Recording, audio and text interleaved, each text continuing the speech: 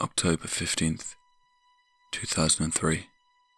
I can hardly bear to put pen to paper, but I must document the events of tonight before the terror consumes me entirely. My hands tremble as I write, and I can feel the cold sweat trickling down my spine. I never believed in the supernatural, but what transpired in the last few hours defies all rational explanation. It began innocently enough, a quiet evening at home on Willow Street. The autumn winds whispered through the trees, casting eerie shadows on the walls. I sat by the fireplace, the crackling flames providing a sense of comfort against the encroaching darkness. But little did I know that comfort was about to be brutally shattered.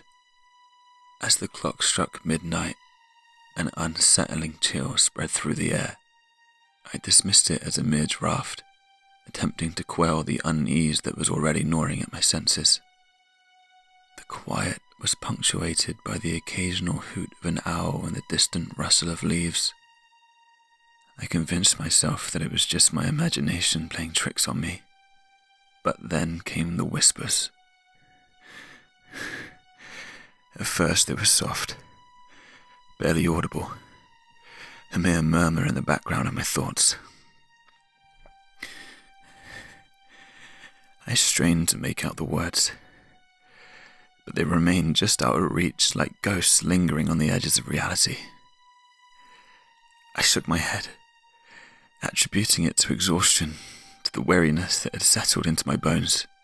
However, the whispers grew stronger, more insistent. They clawed at the edges of my mind, a cacophony of voices that seemed to come from all directions at once. Panic knotted my stomach, and I scrambled to my feet, desperate to escape the haunting symphony that now enveloped me. I stumbled through the darkened hallway, my heart pounding in my chest like a relentless drumbeat. The whispers seemed to follow me, echoing off the walls, each voice distinct yet incomprehensible. My breath came in ragged gasps, and I clutched at the collar of my shirt as if it were my only lifeline. I reached the door, flinging it open and stumbling onto the porch.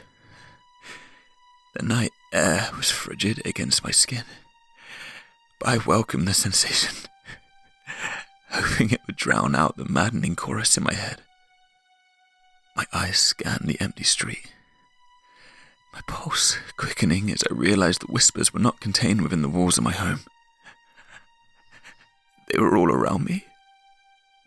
The very air seemed to vibrate with their intensity, and I felt an overwhelming sense of dread wash over me.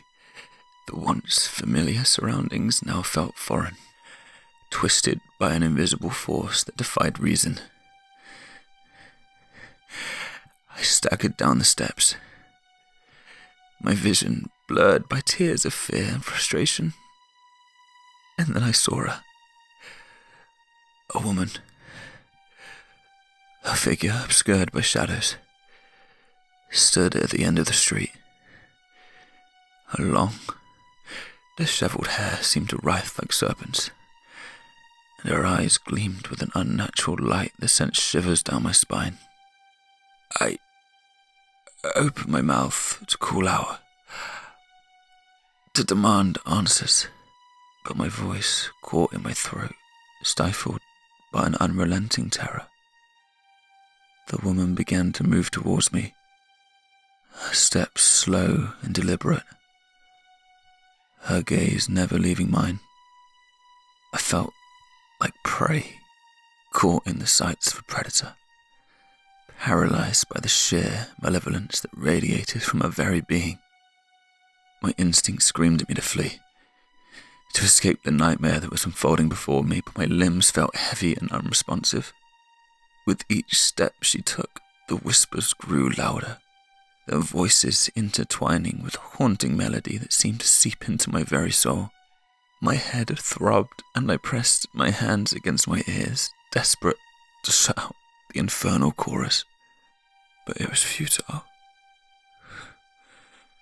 The whispers had become a part of me, an unending torment that threatened to consume my sanity. As the woman drew closer, her features became more distinct, and I recoiled in horror. Her eyes, empty voids that held no trace of humanity, bore into mine with an intensity that sent a jolt of pure terror coursing through my veins. I felt as if I were being stripped bare, with thoughts exposed to her gaze, and I knew with a sickening certainty that she was not of this world. I turned and fled, my feet carrying me as far away from that accursed street as possible. The whispers followed me, taunting me with their unintelligible words, their sinister laughter echoing in the recesses of my mind. My breath came in ragged gasps, my chest burning as if it were being constricted by an invisible vice. I write this now, huddled in a corner of a dimly lit motel room, my mind teetering on the precipice of madness. The terror has not abated. If anything, it has intensified. The whispers growing louder, more malicious. I fear that I am forever marked by the encounter, that the woman's malevolent presence has latched onto me like a parasite, feeding on my fear and despair. I know not what she is or what she wants, but one thing is certain. My life will never be the same. The whispers continue to haunt me, a constant reminder of the unspeakable horrors I have witnessed. I can only hope that by documenting my ordeal, I can somehow find solace and perhaps warn others of the malevolent force that lurks on Willow Street.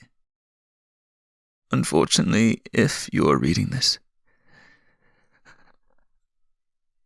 I'm sorry, but I believe the curse has now been passed on to you.